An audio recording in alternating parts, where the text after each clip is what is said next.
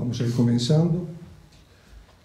¿Y por qué el tema de la seguridad del paciente y por qué pensamos que estamos aquí? El coloquio lo ha puesto el tema sobre la mesa. Creemos que está en agenda por varios actores, ¿verdad? La Convención Médica Nacional, que lo ha puesto como uno de los elementos de la calidad sustanciales. Las sociedades científicas en los últimos 5 años han tomado el tema en mesas en sus congresos. 12 sociedades científicas han tomado el tema de la seguridad del paciente. La opinión pública, que cada día se pone sobre la mesa la necesidad de un sistema de salud más seguro. Lo que es acompasarnos a la realidad internacional, en el cual todas las agencias de calidad del mundo, el tema de la seguridad del paciente está entre los primeros que trata las dimensiones de la calidad. Cómo se está sumando la academia, desde la formación de pregrados, tanto en Facultad de Medicina como en lo que es la Facultad de Enfermería, y el tema que lo ha puesto además sobre la mesa la Rectoría Sanitaria como un elemento sustancial para la mejora de la calidad asistencial. Y actualmente, si escuchamos lo que han sido las presentaciones en el Ministerio de Salud Pública por parte de las autoridades, también han tomado como calidad, la calidad como eje de una de las políticas públicas claves en salud, y con algunas características.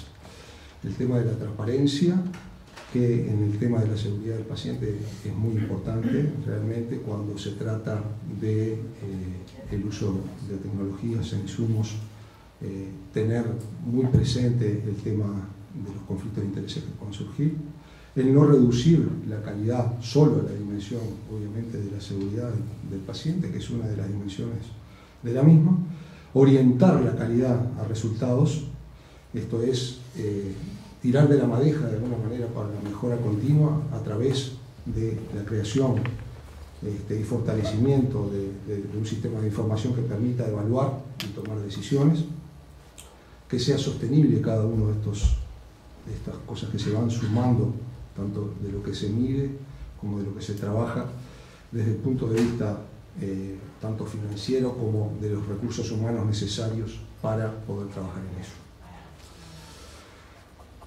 Y yendo hacia el tema de la seguridad del paciente, hizo confluencia con el tema de la calidad. Nosotros vamos a tomar la definición de la Clasificación Internacional para la Seguridad del Paciente, que es de la Organización Mundial de la Salud, en la cual la seguridad del paciente se define como la reducción del riesgo de un daño innecesario asociado al cuidado de la salud a un mínimo aceptable. Entra el tema de los riesgos a ser valorado, como la probabilidad de un suceso que ocurra, que este daño que se genere o estos riesgos que se generan en la asistencia son asociados al cuidado de la salud, no por la propia enfermedad, obviamente, y que no va a desaparecer nunca este riesgo, por lo tanto hay que gestionarlo de alguna manera y llevarlo a un mínimo aceptable, o sea, a tener ciertos estándares. O sea que lo que se pone arriba de la mesa también es la necesidad de medir de alguna manera la seguridad del paciente. ¿Y cuál es el sustrato sobre el que se trabaja? Se ha puesto mucho énfasis, ¿verdad?, en el tema del error como el principal componente del riesgo de daño en la asistencia sanitaria. Obviamente no es el único, y lo hemos aprendido por experiencia propia, que no es el único, pero sí es el más importante. La prevención del error sigue siendo muy importante. El sustrato sobre el que se trabaja y lo que medimos y lo que le importa a los pacientes, a todos nosotros, es minimizar el daño. O sea que, de alguna manera, lo que tenemos que abocarnos es a disminuir el daño en la asistencia sanitaria. Y esto, si bien no es nuevo, el ganar agenda en el tema de seguridad dentro de la calidad en el mundo no tiene mucho más de 15 años. Esto es del año 2000, es posterior a la publicación del libro Errar es humano en el año 99, que revolucionó lo que fue la opinión pública en los Estados Unidos con respecto a la posibilidad de ser dañado durante la asistencia sanitaria. Pero ahí mismo una de las frases que yo quería destacar, que es una dimensión de la calidad. Esos mismos ponen desde la Fundación Nacional de Seguridad del Paciente, que es una dimensión de la calidad y que en ese momento el gerenciamiento de la calidad no ponía el foco suficiente sobre los objetivos de la seguridad del paciente. Es decir, lo suben en el nivel de agenda en otras dimensiones de la calidad hasta ser el primero en los Estados Unidos. Y como todo el tema de definiciones, seguramente en la segunda mesa que va a estar Aníbal lo van a encarar, yo el único que iba a tratar es el de la Organización Mundial de la Salud con respecto a la definición, que es muy difícil de medir. Dice, la proporción de la potencial ganancia de salud actualmente desarrollada por una organización de cuidado de salud para su grupo de pacientes. Y lo que sí es importante es que tiene que haber un deber ser o poder ser y lo que es. O sea que volvemos a lo mismo. El tema sustancial en la calidad creo que es medir. Si no tenemos una cultura de la medición va a ser muy difícil que comencemos a mejorar y además no vamos a saber qué es lo que mejoramos. Yendo nuevamente a las prioridades en los Estados Unidos, hay una publicación que también es al año siguiente de la que mostrábamos, que es de la Academia de Ciencias, la Academia Nacional de Ciencias, en la cual ponía de las dimensiones de la calidad que el sistema de salud debía ser un sistema seguro, con minimización de la posibilidad de daño a los pacientes, que fuera efectivo, es decir, que las buenas prácticas estuvieran aplicadas en la mayoría de los casos en el sistema, que estuviera centrado en el paciente, la organización del sistema y no en los profesionales y trabajadores, un elemento tríceps para lo que es el enfoque sistémico de la seguridad, que sea oportuno, es decir, que no se pierdan los tiempos, por lo menos del sistema y de los médicos, ¿verdad? Nosotros sabemos que hay una parte de los tiempos que es de la enfermedad y de los pacientes, pero mejorar los tiempos de los sistemas y de los médicos, que sea eficiente, es decir, que sea sostenible de alguna manera esa efectividad que planteaban con el costo lo más adecuado posible, y lo equitativo. Ahí está como sexto punto. Todos sabemos que el sistema norteamericano es uno de los sistemas más inequitativos y que gasta el 18% de su PBI, que es casi el doble del promedio de los países europeos. Y la experiencia nacional, en la cual creo que desde el año 2006 se ha trabajado en forma dispar, pero que se ha ido avanzando. Si nosotros pensamos sobre todo en el colectivo médico y en el colectivo de los trabajadores, quizás a nivel institucional no se refleja de la misma manera, pero si nosotros pensamos cómo ha ido tomando todos los actores este tema, ha sido mucho más rápido quizás que otras dimensiones de la calidad, ¿no? Y de lo que se trata es de sumar a la prevención del error el tema de la reparación del sistema, los riesgos identificados y la mitigación. Esos son dos elementos que hemos ido aprendiendo en lo que es el trabajo en seguridad del paciente. Los sistemas de mitigación todavía son muy débiles en nuestro país. El promover prácticas seguras, que no es otra cosa que promover las buenas prácticas de otras dimensiones de la calidad, pero tanto en ámbito hospitalario y sanatorial como en áreas específicas. Y el desarrollo, esto sí, de una cultura de seguridad institucional, creo que es uno de los aportes más grandes, de las fortalezas más grandes que tiene el enfoque de la seguridad del paciente, el trabajar en la cultura institucional y en el desarrollo de un comportamiento que vaya a ser más profesional y seguro.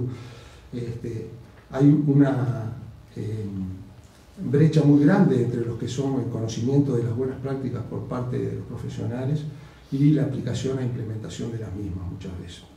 Baste nomás como ejemplo de las prácticas más simples como es el lavado de manos. La otra fortaleza que sí destacamos con respecto a otras dimensiones de la calidad para el trabajo y como ruta de la calidad es que en todos lados del mundo cada vez hay más referencias con respecto a los conocimientos que deben tener los médicos y los trabajadores de la salud, es decir, una especie de currícula que tienen que tener los trabajadores de la salud con respecto a la seguridad de los pacientes. Y esto también hay recomendaciones para las escuelas médicas de lo que debe ser la guía curricular en estos temas, cosa que en otras dimensiones de la calidad tampoco está muy bien establecida a pesar de toda la experiencia que hay a nivel del mundo. Y con respecto a un sistema y su capacidad de seguridad, es inseparable de otras dimensiones y es inseparable de la forma de trabajo, de la calidad histórica, ¿verdad? Que se va a hacer referencia seguramente en la siguiente mesa. Pero acá hay lo que viene a ser una gráfica de lo que es la capacidad de seguridad de un sistema y los niveles de inversión, en las cuales están expresados algunos de los elementos del sistema de garantía de calidad, que son la habilitación y la acreditación. También impactan fuertemente, obviamente, en la seguridad del paciente, tener más servicios habilitados y más servicios acreditados. Obviamente, el desarrollar buenas prácticas clínicas y sobre todo internalizarlas en los diferentes servicios de salud es una cosa mucho más compleja porque requiere de liderazgos clínicos fuertes, más allá de los liderazgos gerenciales que también deben ser fuertes, y la posibilidad de que esas buenas prácticas no se internalicen en los servicios están directamente relacionadas con ese gobierno clínico, de alguna manera, para utilizar un término de los ingleses, que habría que construir. Lo ponen aquí a un nivel un poco superior de inversión, el tema de trabajar en la cultura de seguridad, tanto laboral y de seguridad institucional, que van de la mano. Todos sabemos el impacto que tiene el ambiente laboral, el burnout, etcétera, en la productividad y en la capacidad de trabajo de los trabajadores de la salud. Por ende, el trabajar sobre esos factores humanos y organizacionales con una reingeniería de lo que debe ser las prácticas habituales en los servicios de salud, nos parece que es trascendente a la hora de dar un salto en calidad. Esto que figura acá como una escalera, en realidad son pasos que podrían empezar todos desde el nivel inferior. No es culminar uno, si no tengo habilitación no puedo acreditar, si no tengo acreditación no puedo trabajar en la cultura de seguridad laboral y seguridad del paciente. Eso es una concepción muy mecánica que nos parece que puede atentar contra el desarrollo de la calidad en los sistemas, ¿verdad? Y el máximo nivel que requiere seguramente de todos los pasos previos es la coordinación optimizada de todo el sistema de salud, incluyendo la atención primaria, de las cosas más difíciles de lograr en un sistema, desde todas las transiciones de cuidados a lo que son la identificación y resolución de los riesgos en cada uno de esos niveles de atención, ¿verdad? Yendo a lo que son los componentes del sistema de garantía de calidad, volviendo a repetirlo de alguna manera más ordenadamente, en nuestro país se ha trabajado siempre sobre el tema de la habilitación y categorización de establecimientos. La mesa siguiente lo va a tocar, a nuestro juicio, con un éxito muy menor en lo que son los resultados. En la normatización de la atención médica creo que se ha trabajado bien, inclusive hay algunas normatizaciones que son difíciles inclusive de cumplir, dadas las características de los otros componentes del sistema de calidad. La fiscalización y el control sanitario de todos estos pasos previos es un mecanismo realmente engorroso, a pesar de ser nuestro país pequeño. La capacidad de fiscalización no es fuerte en el ejercicio rector desde siempre prácticamente, pero es uno de los temas príncipes que se quiere avanzar. Y nosotros queríamos hacer hincapié en lo que es la evaluación de la calidad de la atención médica y de los servicios de salud, en la cual ahí sí es un tema que se toca con la seguridad clínica muy fuerte, y que además requiere del sexto punto muchas veces, que es el asesoramiento y cooperación técnica para la implementación de las actividades antes señaladas. Esta necesidad, digamos, de evaluar los servicios de salud de alguna manera, aunque sea en algunas de las dimensiones, como puede ser la seguridad asistencial, requiere, a nuestro juicio, de una serie de pasos, que es tener una estrategia institucionalizada, tener la capacidad de direccionar esa estrategia, total acuerdo en orientarla a resultados medibles y evaluar la misma a través de indicadores que sean, no muchos, que sean fiables, sensibles y específicos. Y dada la debilidad en los sistemas de información que tenemos, tanto a nivel nacional como a nivel de muchas instituciones, combinar los elementos de autoevaluación por parte de las instituciones y progresar con la construcción del sistema de información hacia un sistema de auditorías. No tener elementos de información a veces suficientes como para avanzar hacia auditorías en todos los rubros, diríamos, no es óbice para no trabajar en un diseño de metodología de evaluación. En el caso de la seguridad de los pacientes, nosotros, siguiendo esos pasos de la institucionalización, debemos trabajar en los comités de seguridad del paciente que estén en todas las instituciones, que la integración de los COSEPA sea la que refleja la normativa del año 2008, que las reuniones y la actividad sean documentadas y que tengan un plan anual de desarrollo. Para eso vamos a trabajar también con listas de verificación para fiscalizar el proceso de institucionalización. Los dos elementos claves en el tema de seguridad del paciente, que son la cultura de seguridad y las prácticas seguras, pretendemos trabajar en el trabajo en cultura de seguridad para poder disminuir esa brecha entre las prácticas seguras y la implementación de lo que son esas prácticas seguras, ¿verdad? Ya el Foro Nacional de Calidad de los Estados Unidos, dentro de 30 prácticas seguras, hace 10 años publicaba que la primera de las prácticas seguras para ellos era la creación de una cultura de seguridad y se construía un indicador para medir esa cultura de seguridad a nivel institucional, que es la encuesta de clima de seguridad, avalada por la Agencia de Investigación para la Calidad de los Estados Unidos. ¿Y sobre qué cultura? ¿Verdad? Porque la cultura de seguridad, si bien tiene muchos elementos que la identifican, y una de ellas es la capacidad que tiene el sistema de escuchar esos riesgos que deben ser identificados, o sea, una buena cultura informativa, también tiene lo que no se puede hacer en un sistema sanitario. Parece una cosa que es muy obvia, pero realmente en los sistemas sanitarios en todo el mundo hay elementos que navegan entre lo que no debería hacerse, pero se acepta en la cultura informal. Creemos que hay que avanzar mucho más hacia el fortalecimiento de la cultura formal, y para eso es necesario trabajar, a nuestro juicio, en lo que son los comportamientos, en el marco de lo que debe enfocarse como una cultura justa. Y resumiendo lo que fuimos viendo hasta ahora, la seguridad la vemos como una dimensión y además como un camino de la calidad más representativa de la práctica diaria clínica, sobre todo para incorporar tanto a los trabajadores no médicos como a los médicos.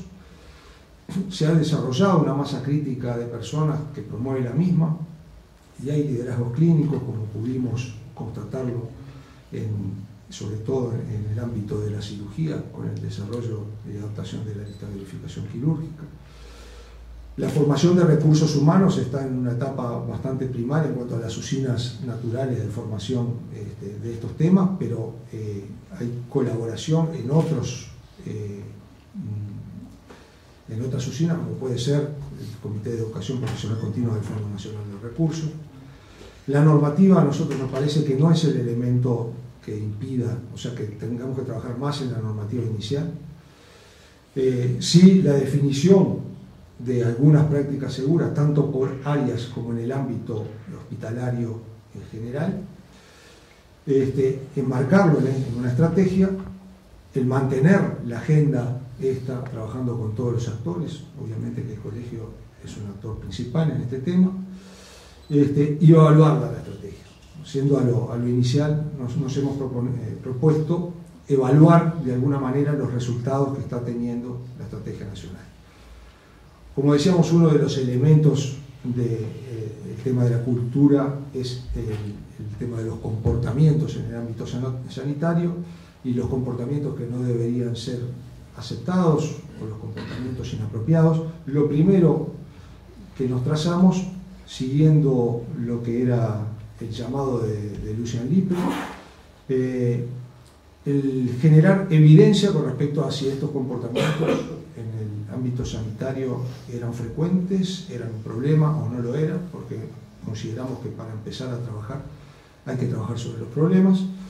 Y con respecto a esto se diseñó una encuesta nacional de comportamientos, además con la participación de 38 instituciones a nivel nacional a través de sus comités de seguridad de los pacientes, se obtuvieron 4.782 respuestas, de las cuales eran bastante representativas del equipo sanitario, tanto de auxiliares de enfermería como médicos como de licenciados de enfermería. Y identificaron estos 4.782 trabajadores de la salud como un problema el tema de los comportamientos inapropiados, ya que el 88% los había presenciado y el 60% lo sufría de alguna manera. Se trabajó con la Comisión de Bioética en la misma línea que está trabajando el colegio en ese aspecto, en la construcción de lo que debería ser un acuerdo marco de comportamiento en las instituciones sanitarias y promoverla para que lo fueran trabajando, lo fueran internalizando en las instituciones como manera de gestionar la base de la pirámide de los comportamientos inapropiados, a través de la difusión y a través de lo que la institución no acepta realmente, que identifique como problemas en el comportamiento de sus trabajadores y médicos. Con respecto a la evaluación, en forma muy precaria, inicialmente se hizo un mapeo institucional con el llamado uno a uno de las instituciones al Ministerio de Salud Pública, y obviamente que eso es insostenible desde el punto de vista de qué era lo que estaba trabajando, en qué prácticas seguras, qué composición tenían las instituciones, etcétera, su comité de seguridad del paciente. Por lo tanto, para hacer una herramienta sostenible y siguiendo la metodología de ida y vuelta entre la rectoría y las instituciones, se decidió construir una herramienta en la cual fuera de autoevaluación y además tuviera los elementos que direccionaran a los comités de seguridad del paciente a trabajar en el tema de la seguridad a nivel institucional. Para ello, lo que se utilizó fue la herramienta de los 7 pasos en la seguridad del paciente de la Agencia Británica de Seguridad del Paciente, en la cual se le modificó para la realidad nacional a través de 28 personas que trabajan el tema de la seguridad desde hace varios años. Esta herramienta se adaptó a las necesidades, o consideramos que se adaptó a las necesidades del sistema sanitario uruguayo, y se basa en estos 7 pasos, que son la construcción de una cultura de seguridad, el tener liderazgo del equipo de personas, y ahí habla de los liderazgos tanto institucionales como clínicos, el integrar la gestión de los riesgos clínicos a la gestión de riesgos institucional en forma sumatoria, es decir, que estén en pie de igualdad con los riesgos jurídicos y los riesgos económicos. El promover que se informe tanto transparentar los problemas en seguridad del paciente de alguna manera, hacer una cultura abierta, involucrar y comunicarse con los pacientes y públicos, y esto en realidad en la tercera mesa de hoy tiene muchos de los elementos que nosotros vemos como necesarios para esto. El tratar de compartir, tener un aprendizaje colectivo como sistema con respecto a los riesgos y las lecciones de seguridad, y la implementación de soluciones, que es lo más importante, a través de los planes institucionales en seguridad de los pacientes. Esta herramienta tiene 3 partes, las instituciones ya la cuentan y podemos decir que ya tenemos la devolución de 25 de las instituciones más grandes. Consta de una herramienta en hoja de cálculo, un manual y guía de aplicación y un glosario de términos que es para ser llenada no solo por los comités de seguridad de los pacientes, sino por las direcciones técnicas institucionales. Consta de enfoques, de implementación de esos enfoques y de verificaciones de esas implementaciones. De alguna manera, hay 28 enfoques con sus sucesivas implementaciones y verificaciones que tienen una ponderación siguiendo lo que es la concepción, además del trabajo en calidad, de la historia del trabajo en calidad en el Uruguay, y algunos de los herramientas que se utilizan, como es los premios que da el Instituto Nacional de Calidad. Está orientada a la mejora, a identificar fortalezas y debilidades con respecto a la seguridad de los pacientes a nivel institucional, y además, más allá de la medición que se haga, que es sobre todo una medición que es con respecto a sí mismo, da directivas estratégicas para trabajar a los comités de seguridad del paciente, que muchas veces se nos quejaban de que no sabían por dónde empezar. Y de alguna manera permite también difundir experiencias exitosas a futuro de las instituciones que tengan logros en algunas de estas herramientas. Y para el otro elemento de la seguridad del paciente que aporta desde un ángulo diferente de otras dimensiones de la calidad, a nosotros nos parece que se refiere a los eventos, el manejo de los eventos excepcionales. Es decir, el 60% de los problemas en la gestión de riesgos en Francia, por ejemplo, están identificados en los que el insume de tiempo, según el encargado de la gestión de riesgos en Francia en el sistema sanitario, son el acceso a la atención, lo que básicamente trabajamos los profesionales todos los días, que son las complicaciones de las enfermedades relacionadas con una mala gestión médica y las relacionadas con el ámbito específico, que sobre todo trabajan mucho los enfermeros, como son las infecciones, las UCIs por presión, etc. El 10%, lo que se va a referir la tercera mesa de hoy, nosotros pensamos que acá puede ser más, lo que insume el tiempo, la falta de información a los pacientes. Pero el 30% de los problemas, porque es una prioridad para los pacientes y los políticos, son los eventos excepcionales, que son una de las 2 pericias que mueve la seguridad del paciente, que vienen a ser las sorpresas para la opinión pública en eventos que no son inaceptables para la opinión pública, pero que ocurren. Son eventos poco comunes, como por ejemplo el procedimiento quirúrgico en el sitio equivocado, errores de medicaciones de alto riesgo, etc., que son difíciles de medir, porque los denominadores son muy difíciles de establecer. La población en riesgo que es enorme, ¿verdad? Y además son poco conocidas, y el periodo de exposición a ese riesgo también es muy difícil de establecer. Pero algún gerenciamiento con respecto a esto tiene que tener, porque insume un enorme tiempo a lo que es las instituciones y a la rectoría sanitaria, y le importa mucho a la opinión pública. Por ende, meter la cabeza como el avestruz no parece lo más apropiado, y creo que trabajar en la gestión de los eventos centinela y en manuales de guía para ello nos parece muy importante, y en eso se está que se va a hacer alguna puesta en sociedad con respecto a algún grupo representativo de profesionales y de instituciones. Como dijimos, es difícil medir la seguridad, pero existen scores de seguridad, ¿verdad? Existen scores de seguridad.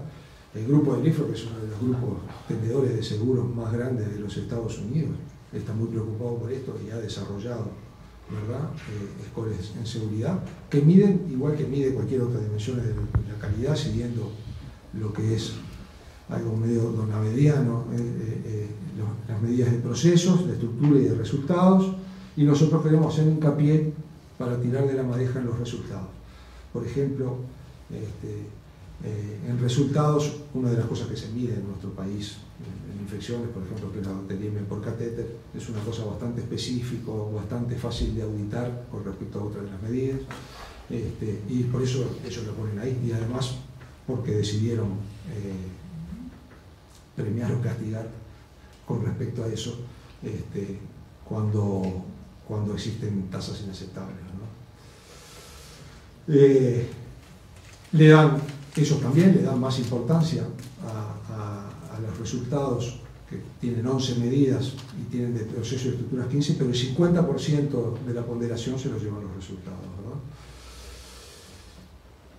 Y algunos de los resultados que ellos miden están vinculados a algunos de los problemas que estructuralmente ya tenemos documentados en nuestro país, como por ejemplo son la insuficiente cantidad de enfermeros, ¿verdad? Y ellos toman las úlceras por presión grado 3 y 4 al alta, ¿verdad?, como uno de los indicadores, las caídas y los traumatismos también como uno de los indicadores, y las bacterias por catéter, que realmente tienen mucho que ver con los cuidados. Y los ponderan, son los que más ponderan de todas las medidas. El estándar construido sobre eso son realmente muy severos. El objetivo y el estándar hablan de 0, ¿verdad?, tanto para la bacteriemia por catéter, como para las úlceras por presión grado 3 y 4, como para las caídas con daño. Nosotros pensamos que para tener un estándar tenemos que medir. Si no sabemos los resultados de hoy, es difícil tener una meta, y el estándar internacional habría que ver qué características tiene nuestro sistema para ver si ese debe ser nuestro estándar.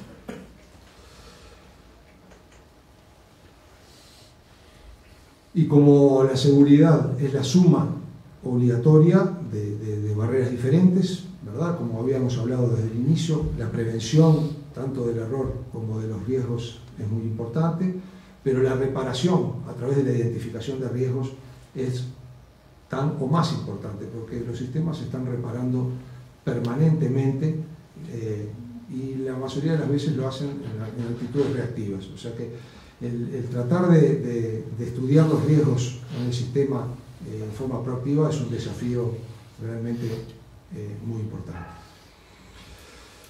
Resumiendo, tanto para cualquier dimensión de la calidad, nosotros pensamos, y para la seguridad en particular, se deben pautar los estándares de calidad y seguridad de los procesos asistenciales. Esto tiene el objetivo de disminuir además la variabilidad de la práctica clínica, que es muy importante, y el promover un ciclo de mejora continua de los prestadores. De los específicos, para tener esto, para poder medir, y bueno, tenemos que saber qué vamos a medir y con qué vamos a medir. El tener una biblioteca de indicadores de calidad y seguridad que sean pocos pero buenos nos parece muy importante. El desarrollar el método que permita evaluar a través de estos indicadores la calidad de los procesos de atención en los centros asistenciales es fundamental. El desarrollar las guías de práctica consensuadas con la academia y con las sociedades científicas con el fin de implementarlos y medir las complejidades de su uso. Esto es todo, si bien son específicos, no son a la vuelta de la esquina en todas las áreas, ¿no? El construir los estándares de calidad y definirlos para los diferentes procesos de la asistencia. El tener varios métodos para evaluar, desde la autoevaluación, la auditoría, ¿verdad?, y diseñar herramientas para autoevaluarse y para evaluar, ¿verdad? Eso nos parece muy importante, y se puede hacer también por áreas de trabajo, como puede ser en la cirugía, en la pediatría, etc. Hay ya algunas experiencias con respecto a esto. Nosotros traíamos, creo que lo va a tratar Aníbal también, el tema de los estándares de evaluación y seguimiento en los IMAE, ¿verdad? Eso existe, se mide, y creo que es posible en varias de las áreas. Por lo tanto, nos parece que es muy importante avanzar en esto, y el tema es de dónde vamos a tirar de la piola para hacerlo más rápido de alguna manera este tema que se ha puesto en el último tiempo como elemento central de los profesionales médicos, que es la mejora de la calidad. En lo que es la seguridad en sí, ya hay estudios de incidencia que los 3 elementos de mayor riesgo de sufrir daño están vinculados a los procedimientos, y en especial a la cirugía, a las infecciones nosocomiales y al uso inseguro de medicación, que además son evitables en cerca de la mitad de los casos, y en algunos de ellos, como la infección nosocomial, no solo toca al paciente, sino al resto de los pacientes que van a venir, o sea que nos parece que pega a varias bandas, o sea que es imprescindible consolidar y avanzar en el trabajo que tiene nuestro país en el tema.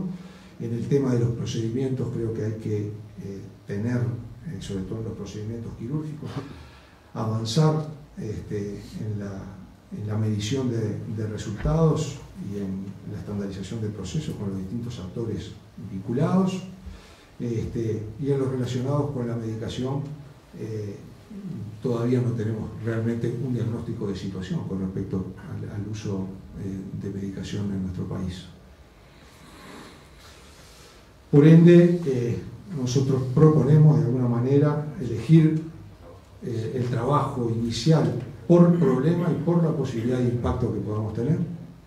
Y a nivel hospitalario, creo que hacer énfasis en los cuidados de enfermería, en las infecciones intrahospitalarias, en el uso seguro de medicamentos y en algunos aspectos del ámbito quirúrgico o algunas cirugías en particular. Y dejando para la próxima mesa, antes el guante cedido, diríamos, les vamos a preguntar en qué etapa estamos con respecto a lo que es la autorización sanitaria y la habilitación, a la posibilidad de avanzar en certificación y en acreditación, y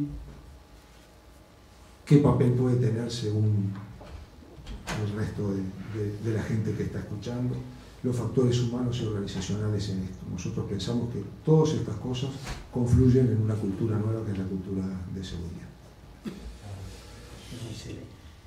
Y ahí está también manifestado lo otro, ¿no? Que todos estos elementos tienen también un componente sistémico. Antes pasamos de la cultura de la culpa a la cultura justa y de lo individual a lo sistémico. Debemos de empezar a aprender a pensar en Tao, digamos. Cuando hay elementos individuales, también hay muy por debajo o subyacentes elementos sistémicos que también debemos de analizar. Yo no tengo duda que en el evento de los enfermeros no eran solo 2 loquitos que hicieron cosas o no hicieron y que hay que probarlo. Había a nivel de las instituciones situaciones que favorecieron la emergencia de esto. Y si muy a menudo no vamos a eso, nos quedamos en la anécdota. Dice Marcelo con mucha razón de que lo que hacemos muy poco nosotros por ahora es mitigar. Yo creo de que si nosotros desarrolláramos más procesos de mitigación, podríamos enfrentar mucho mejor el gran temor que todos tenemos cuando empezamos a trabajar en la seguridad, y que en nuestro país es una crítica muy válida, o sea, la exposición a veredictos judiciales. Para evitar eso es buena cosa empezar mitigando a los errores, en principio reconocérselos a la gente, cosa que pese a que lo decimos y todos lo decimos, nos cuesta. Es duro realmente pararse frente a familiares de un paciente y empezar a reconocer que nos equivocamos y cuánto nos equivocamos y por qué. Bueno, las instituciones van a tener que desarrollar apoyos a quienes tienen que desarrollar esas tareas y no lavarse las manos y decir, este queda por ahí. Otro punto muy importante que para mí Marcelo destacó bien es el tema de la fiscalización y el control sanitario. Uruguay encargó en su momento a un grupo de expertos con financiación de OPS, Norma se debe acordar bien de eso, un estudio sobre las funciones del Ministerio de Salud en ese momento. Y la peor evaluada, solo 2% del cumplimiento era fiscalización y controles sanitarios. Tradicionalmente nuestras autoridades sanitarias han sido absolutamente renuentes a realizar esa función y yo diría que también nuestro demos médico también se ha negado a aceptar ser controlado. Cuando nosotros llegamos al Fondo Nacional de Recursos fue una de las primeras cosas, nos parecía increíble que no tuviéramos un solo resultado y pusimos en marcha obtener resultados y por lo menos charlarlo con los diferentes IMAE que tenían esto. Para relatar algo, esa tarea se encargó personalmente el doctor Álvaro Areche, siempre es bueno recordar a Álvaro por todo lo que nos ha enseñado, digamos, y por ejemplo en coronariografías libres de lesiones se bajó en un plazo de 2 años del 18% al 12%, prácticamente solo controlando los resultados. Más notorio fue en algunos centros de cirugía cardíaca donde la mortalidad, digamos, realmente un marcador de resultados duros, bajó un 25%.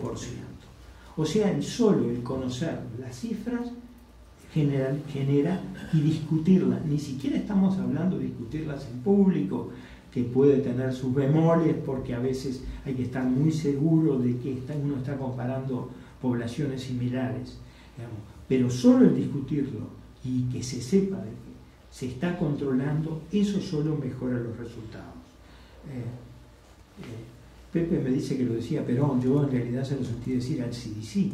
El hombre es bueno, si se lo controla es mucho mejor. Digamos. Eso, yo no sé si el CDC se lo sintió a Perón o no, pero eso es una cosa que cuando uno va a las actividades del CDC siempre te lo dice, controlar que vas a obtener mejores resultados. Así que yo creo que realmente eso es muy importante. O sea, medir los resultados y verlos. Digamos. Y por último,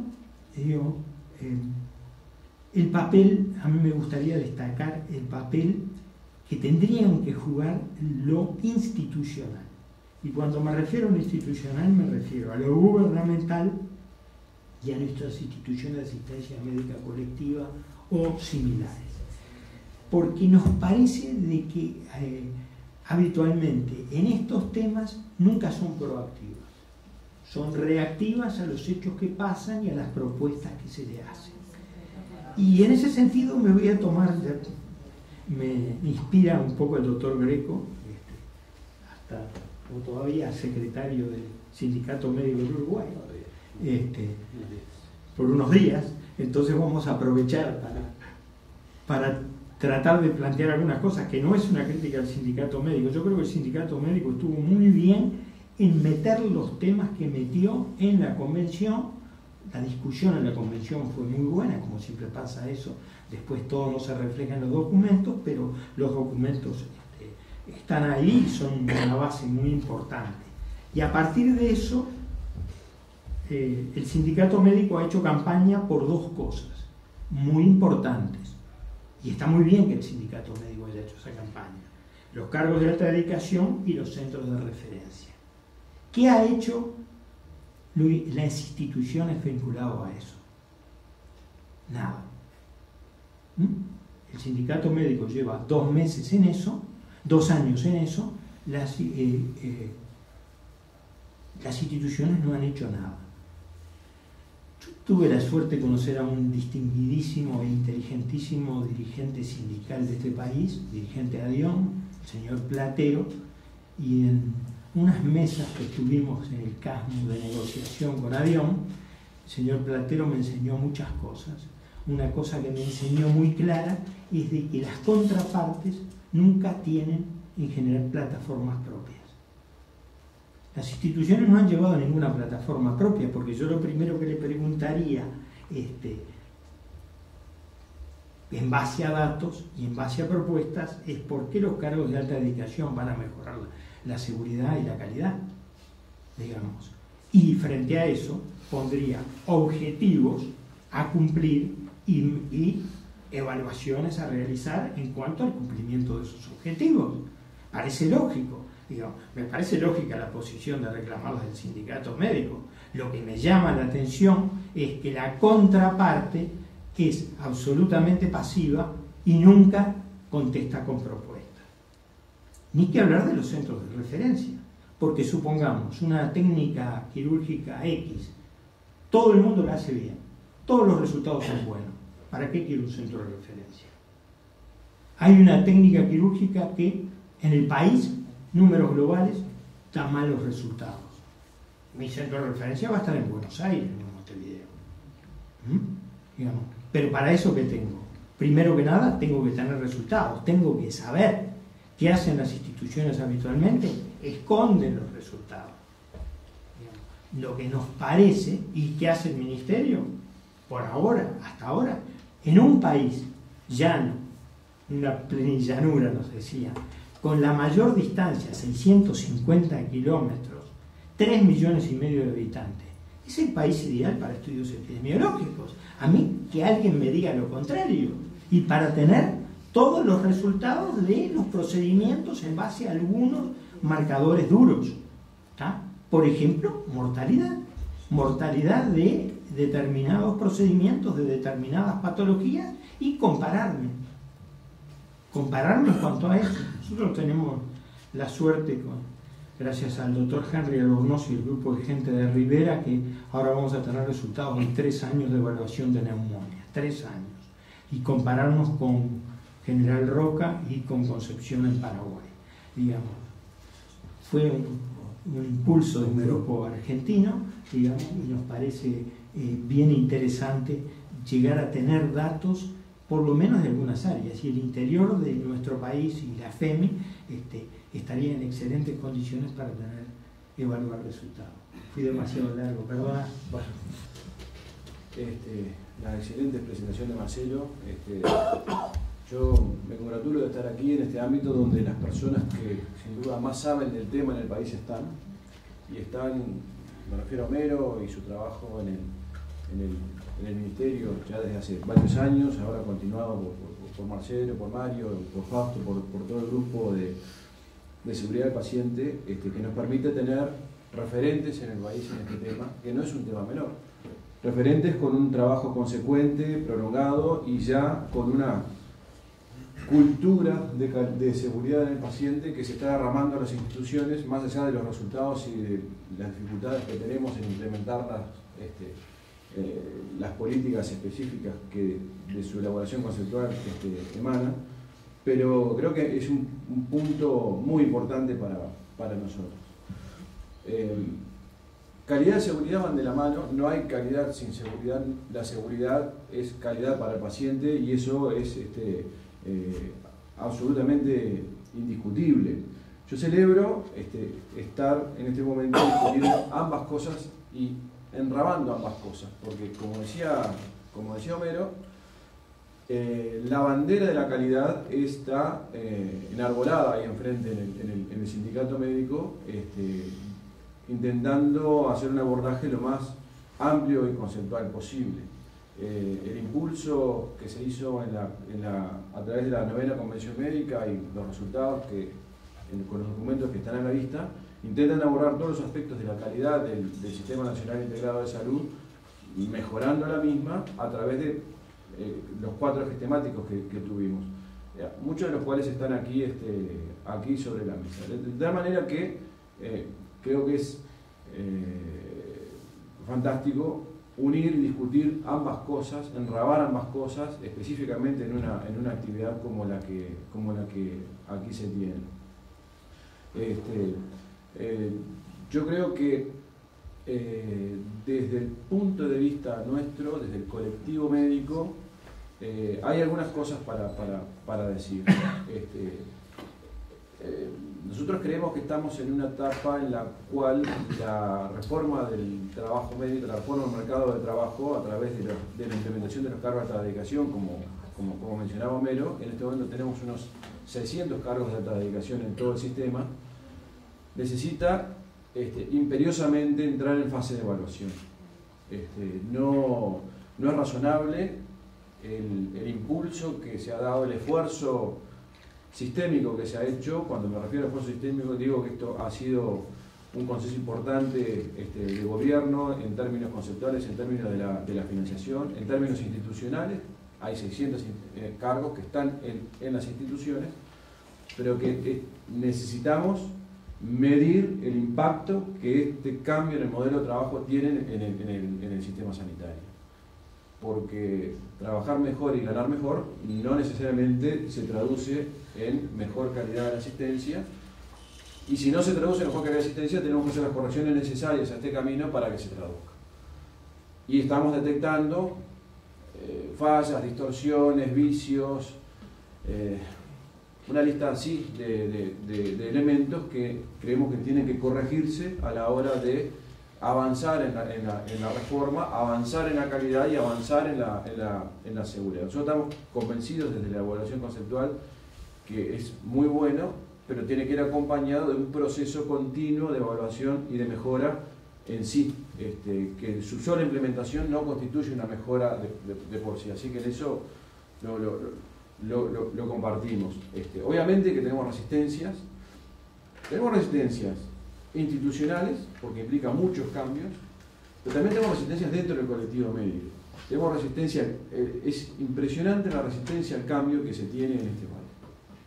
Por más que uno lo elabore, lo presente, lo diga, y cuando la gente se mira el ombligo, realmente opta por la seguridad de lo conocido. Y por eso avanzamos tan lentamente en todo este proceso. Y cuando nosotros queremos medir, nos encontramos con las cosas que acá hacen: la transparencia en los resultados, la medición de los resultados, los resultados duros, los flujos de procesos, cómo han cambiado, cómo se han modificado, y tenemos que entrar en una etapa necesaria de evaluación.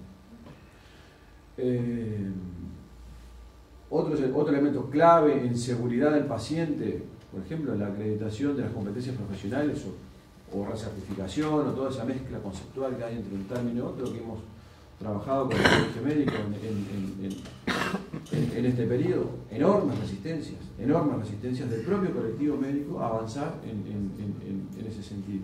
O sea que hay mucho para hacer. Nuestro compromiso es toda la estructura que podamos poner al servicio de avanzar hacia la calidad está. Este rumbo del sindicato médico fue ratificado ayer en las elecciones, paso el aviso, pero bueno, este rumbo fue ratificado ayer en el acto eleccionario. Y para terminar, y para no extenderme más, yo, así como Homero destacó algunos puntos negativos que han sido hechos, que han generado impacto en la opinión pública, yo quiero referirme a un hecho que me parece que tiene que tener impacto positivo en la opinión pública y no negativo, como fue hace algunos días la decisión de la dirección del Hospital Maciel de hacer firmar a todos sus funcionarios el acuerdo de comportamiento. Está basado en la elaboración que se ha hecho por estos mismos actores que están aquí en esta mesa. Creo que es un hecho a destacar que en el manejo de lo que son las conductas disruptivas, el compromiso del colectivo médico al firmar un acuerdo de comportamiento al trabajar en la institución es fundamental. Y cuando digo el compromiso, quiero resaltar que el presidente del sindicato médico fue el primero en firmar ese acuerdo de compromiso, como señal política de a dónde el colectivo médico debe ir o cómo debemos avanzar hacia una cultura de calidad y seguridad. Así que yo no quiero extenderme más en los comentarios, capaz que hay preguntas de la gente. Sí, ahora justamente habilitamos una instancia de unos 10 minutos para consultas y preguntas que quieran hacer los asistentes. No, yo quiero volver a pasar un aviso que pasé en la convención y que de vuelta lo vi en los llamados. Cuando llamas, te llama pediatra o posgrado o residente. Y anestesista te llama pediatra o posgrado o residente. O sea, ahí se fundió la calidad. Y si yo tengo una especialidad, el tipo no tiene la especialidad, no puede estar en un cargo de la especialidad. Y lo es sistemático. Yo lo planteé en la convención. Y el otro día vuelvo a mirar el gallito Luis y aparece uno para anestesista, residente o posgrado, el otro para pediatra, residente o posgrado. O sea, si es anestesista, es anestesista, si es pediatra, es pediatra. No puede la calidad que maneja ACE llamar a un cargo especialista por el tipo que no tiene la calidad ni la acreditación para la especialidad, está aprendiendo. Todos los días, agarra el gallito Luis del domingo, todos los llamados de ACE son así. Ya te digo, lo planteé en la convención, pensé que no pasaba mal, otro día miré el gallito Luis, y cada vez peor, ¿no? esas condiciones. ¿Cómo se llamó? Médico general, con conocimiento en ginecología y en... Exacto, sí, ese no me acuerdo. Bueno, escúchame. No se llenan los cargos. Hay un problema Pero no me estructural importa, pero la calidad de una es. magnitud. Si yo saco un especialista, tiene que ser un especialista formado. Sí, sí. Y hay una instrucción de ese tipo. Y nosotros no podemos admitir que llamen. Porque también entonces médico o estudiante avanzado en medicina. Eso es un agujero enorme. Lo hace, ¿verdad? Entonces, ¿qué le vas a pedir a los demás? De acuerdo. Si hay una persona que quiere preguntar. Caballero. Homero, tu múltiple condición de intensivista, infectólogo, y ahora hablando de los temas de seguridad, yo quería hacer primero un breve preámbulo, pero también que termine en una pregunta, porque estoy un poco preocupado con el tema de las infecciones hospitalarias, que se ha tomado también como un factor disruptivo de ser posible hacer llamados, tanto médicos como instituciones, a responsabilidad por las infecciones hospitalarias que toma el paciente, ¿no? O sea, el paciente no fue al hospital a tomar una infección que no estaba previsto que se tomara. Entonces, eso se ve de la misma forma, tú que hablabas de la transparencia, de la misma forma o en pie de igualdad que otros hechos que le pueden ocurrir al paciente y entonces la institución ser llamada a responsabilidad. A mí me parece que ahí hay un hiatus muy grande con otros hechos, ¿no? Otros errores de los que puede ser víctima el paciente en cuanto a la seguridad, tanto individual, ¿no? Otros errores, tanto médicos como no médicos, con los concernientes a las infecciones hospitalarias.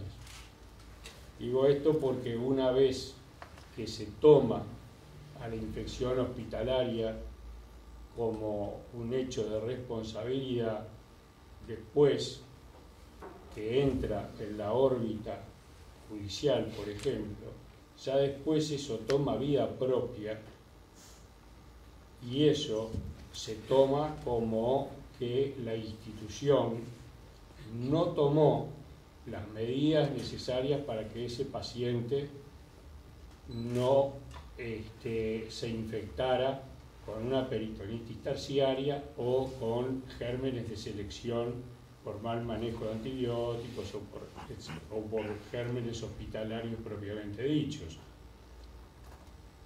O sea, en términos jurídicos, y es la institución la que tiene que demostrar, que tomó todas las medidas. O sea, se invierte la cosa. Es como que es la institución la que tiene que demostrar y no al revés. no es el paciente que tiene que mostrar la culpa de la institución, sino que es la institución la que toma. Entonces, me parece que ahí es donde también hay que trabajar en forma distinta, porque nosotros creamos los instrumentos, ¿no? Todas estas cosas las mandamos después, no sé, a las instituciones, al Parlamento, a las comisiones, al Ministerio, se toman, se aplican en forma reglamentaria, etcétera, etcétera, pero después creamos el monstruo que nos come en una cosa que nosotros no queríamos, y después no tenemos cómo pararlo o cómo neutralizarlo. Nosotros estudiamos a las infecciones hospitalarias como quien estudia cetoacidosis diabética pero después eso se toma como al paciente que le cayó un pedazo de techo en la cabeza, ¿me explico? No sé si se entiende la pregunta. Sí. Son varios temas. El primero, el jurídico, y sobre eso es obvio de que tenemos que ir a otro tipo de soluciones, como tú bien decís, y nosotros estamos desde un tiempo tratando de traer a Michel Melo o a algunos de su grupo, que es la persona que ha insistido en la necesidad de que haya tribunales sanitarios, o sea, gente con formación jurídica y médica al mismo tiempo. Ellos ya lo están desarrollando en Massachusetts, ella ha escrito bastante sobre eso y tiene un grupo trabajando. Parece claro que hoy la formación de los jueces, ni siquiera con el consejo de algunos peritos, etcétera, llega a comprender la complejidad de las situaciones. La infección hospitalaria es claramente una de esas. Eso en primer punto. En segundo lugar, lo que la institución tiene que demostrar es que el tema le preocupa, ha trabajado y ha diseñado propuestas para eso. En general, ahí se encuentra con un problema las instituciones, que siempre tienen dotación por debajo. Porque lo que sabemos, bien seguro, a punto de partir de la infección hospitalaria, pero después, en relación a toda la seguridad, es que la cantidad de enfermería es como la cantidad de medicamentos. Hay que tener buena calidad y buena cantidad. O sea que tenemos que tener dosis suficientes de enfermería y enfermería formado lo suficientemente. Schwarzenegger, que todo el mundo lo ve como un tronco, cuando fue administrado, el alcalde, no, el gobernador de California, una de las primeras leyes que sacó fue que en sala de medicina tenía que haber una enfermera cada 6 pacientes y después bajó una enfermera cada 5 pacientes. Sala de medicina, una enfermera profesional. Si eso lo decidió Schwarzenegger, digamos, podrían algunos gerentes, digamos, y algunas autoridades acá llegar a eso. Sí, pero las infecciones son como las caídas, como las úlceras por presión, etcétera. Todo requiere enfermería formada y suficiente y con recursos suficientes. Si no, fíjate, en este país, por ejemplo, cuando hablamos de recursos humanos primero y materiales también, que este país prácticamente no tiene lifters, ¿tá? Hubo una empresa que trajo lifters suecos excelentes y nunca lo pudo vender, porque acá se hace a la gente que trabaje con su columna, ¿no? Y eso, por ejemplo, es bien importante. Otro tema que tocó él brevemente es, siempre los uruguayos decimos qué dificultades tenemos para cambiar, cosa que es cierta, pero que no es solo de los uruguayos, es de los latinos. Y digamos, y Carlos Vivas, que ha estado atrás de este tema, nos recomienda bastante que leamos a un señor que se llama Hofnagel, que además después lo aplicaron eso para las infecciones hospitalarias y para los resultados en el fútbol. ¿Por qué hay dificultades para cambiar y quiénes tenemos más? Y hay 4 elementos que demuestran las dificultades para cambiar. Y en estos países latinos, nosotros es la baja tolerancia a la incertidumbre. ¿tá? Nosotros tenemos muy mala tolerancia a la incertidumbre. Eso hace que no podamos cambiar. Y la distancia al poder. ¿tá? Nosotros vemos a la gente que tiene poder muy alejada de nosotros, entonces nos resguardamos tratando de no cambiar. Tenemos que cambiar algunas de esas cosas si realmente queremos que la gente después